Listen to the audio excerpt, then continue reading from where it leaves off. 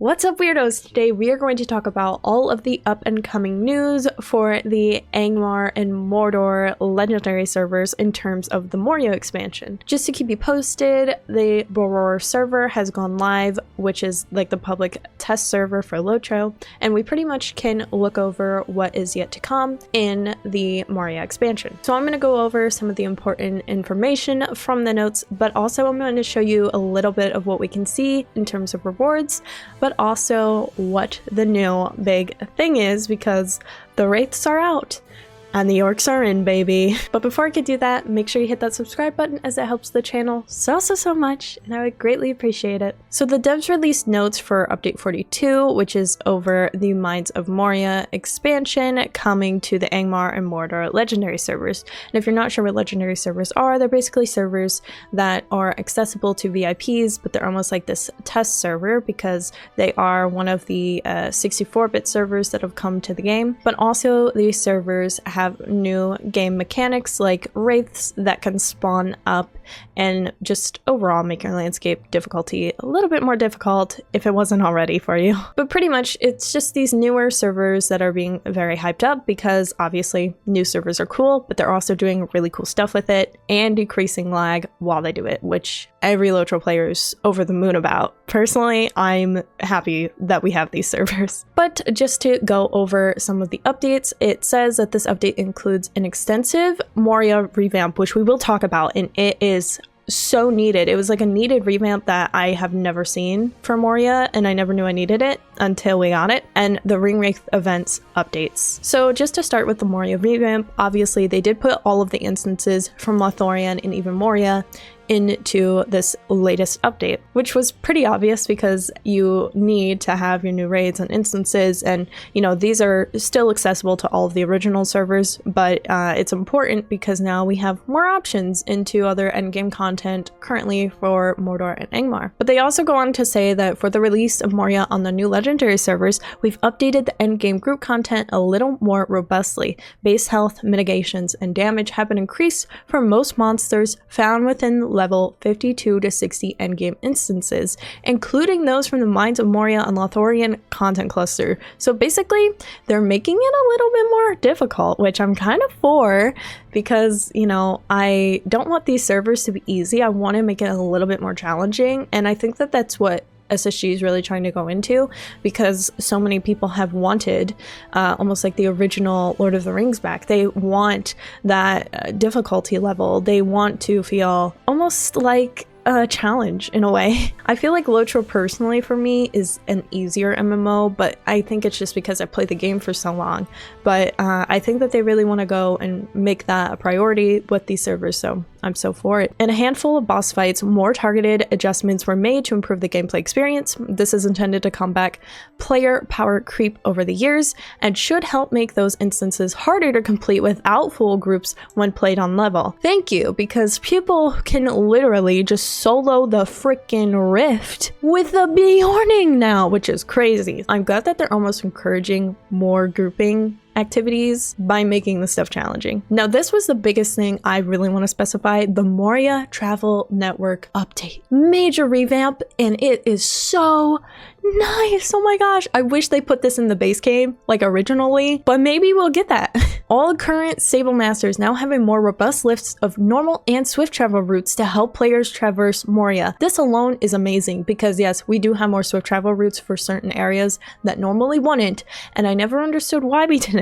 So I'm glad that we have them now. Oh my gosh, like Moria gets really complicated to navigate, but then also with the swift travels, it's almost like, why even do this? Like, why are you purposefully making it more challenging for us? And they did offer new destinations. Several new stable master destinations are available in areas of Moria to help supporting players accessing and returning to out-of-the-way questing destinations. Here are the new destinations: the File Gnaw Nameless Places, I'm gonna mispronounce this, Hudnul Midden, and the 21st Hall now form a Moria instance cluster swift travel network. A new far-ranging stable master has been added to the 21st Hall for all travel routes leading getting out of Moria. This is also amazing because it's going to make it way easier just to get out of Moria once the time comes, once we have like the 75, 85, 95 areas unlocked, which I did look into, and I'm really happy that they included that. Now to talk about the reason why all of you clicked on this video. Moria Orc Assassins. Yes, we are out with the Wraiths.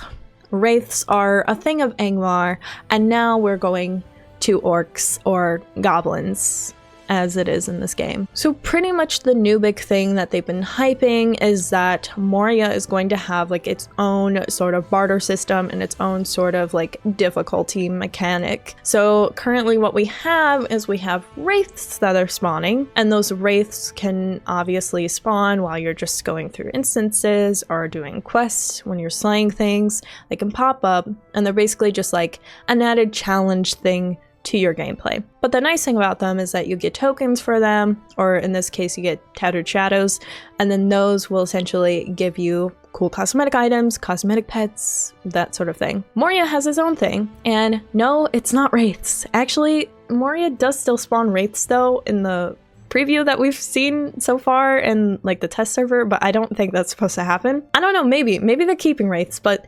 Nazgûl shouldn't be able to spawn in Moria. So like the big baddie Nazgûl that like, you know, the whole server has to be announced about and alerted about because you need like everybody on the server to help slay it.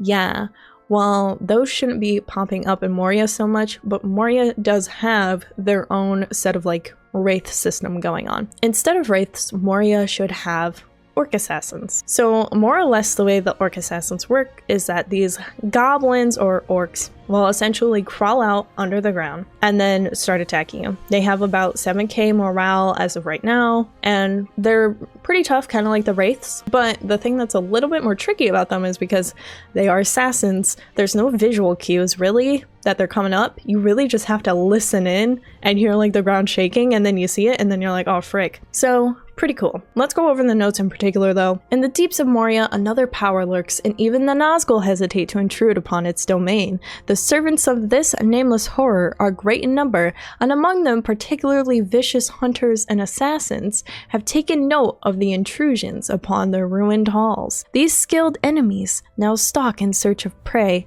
often striking from the darkness without warning, and explorers are cautioned to take care not to fall victim of their cunning. So yeah, basically as I've expressed, they're sneaky, and they certainly are. From what I've heard so far and from what I've seen, there are different tiers of the goblins or orcs in this case that will spawn up. The shadowy in this case are the one that will give you only 2 tokens, are called like skulking hunting goblin. Basically they're just a regular goblin mob but with like insane health. And then the mournful of that, where you could get 6 tokens, that will be the same mob but it appears twice. You'll actually have like one goblin crawl out from the ground, and then a second one will like appear somewhere random, and then that's essentially like the mournful. And then from what I've heard of the harrowing one, it's actually a troll with like 30k health, according to World Chat and some other people in the forums, but I have yet to see it, so let me know if that's accurate down in the comments. But I hear it's pretty intense. Either way, that's sort of how the scaling works, but instead of getting those tattered shadows, you actually get this thing called bounty marks. It says here that the Iron Garrison has formed a bounty hunters guild, placing marks upon these goblins and orc assassins, and are offering rewards for their elimination. The representative of the guild can be found in the 21st hall, which it's kind of hidden, I'm not gonna lie, it took me a second to find, but if you go past the Stable Masters, and then if you make a direct left, like you're going to like the crafting area or like the banking area and in through those doors, you'll find the bounty hunters guild representative sitting off to the side on the left. I'm not gonna lie, from what we've seen so far on the rewards, I'm really not too impressed with these rewards, but I'm sure they're holding off on showing all of the cosmetic pets and all of that until a later date. But I'm not gonna lie, these orc weapons do look kind of bad butt just because they're freaking humongous. Like, oh my gosh. Now, I'm not gonna go over the Ringwraith event update too much because I did cover this on a previous video, which I will link up above for you. Pretty much just to sum up some things, the reduced Ringwraith health is about 30%. which is good. It should be easier for everybody now. Wraith portals now last for 30 minutes, which necessary. Ringwraiths have skill damage reductions as well, particularly for their high spec skills, which I very much appreciate. And they will now teleport all players shortly after your victory, which that has been an ongoing glitch, especially with like the portal instances, in particularly is what this is talking about. And then there's obviously some smaller details that are included, but I will say what really stood out to me was the Battle for Heightbold and drama sequence has now been repaired, and the instance should once again be completable. I'm actually really happy about this because someone did say that they probably weren't gonna fix that until like December, and I was like, bro, there's no way people have like their unfinished town just waiting for the instance to get fixed for like almost like 3 weeks, you know? That is all for the news regarding the new Moria expansion coming soon to Mordor and Angmar for those legendary servers. Let me know what you think down in the comments below, because I don't know, how do you feel about these orc assassins and pretty much everything else coming with the update? Do you think Moria was fine as it is? Do you like the revamp? Do you think that orc assassins are crappy and you want more wraiths? Let me know. And until next time, you better stay weird, you weird weirdos.